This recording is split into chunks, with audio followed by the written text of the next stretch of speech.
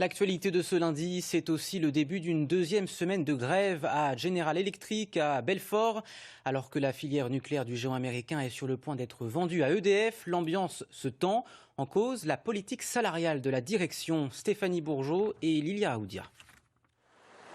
Terminé, on ne passe plus. Depuis mardi, le portail des ateliers est aussi bloqué que la communication avec la direction, par un noyau dur d'ouvriers et surtout un profond sentiment d'injustice.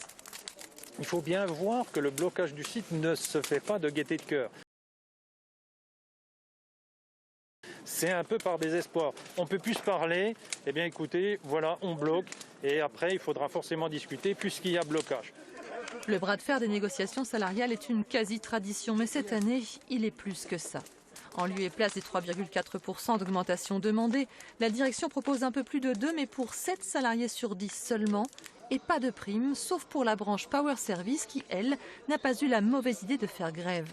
Une mesure que les salariés de Belfort, mais aussi de Boulogne et Massy ont très mal pris, d'autant qu'au pied des sapins défraîchis, il n'est pas question que de simples étrennes. Cette prime, c'était la reconnaissance.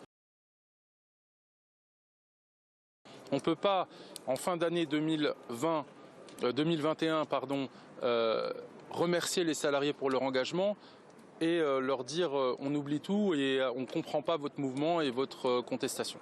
Je rappellerai qu'il y a eu une rupture conventionnelle collective qui a fait partir beaucoup de salariés de l'entreprise, donc perte de compétences. Derrière, il y a eu des réorganisations d'entreprises, disparition de services. L'année dernière, on a vécu un plan social, il est en train de se terminer. Donc tout ça fait qu'on est de moins en moins pour faire le travail. Et il faut savoir que le carnet de commandes aujourd'hui est équivalent à 4 milliards d'euros.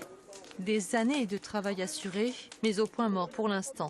Et si la direction sollicitée se dit toujours engagée dans un dialogue constructif, les salariés assurent quant à eux disposer de suffisamment de palettes pour nourrir un feu qui couve depuis très longtemps.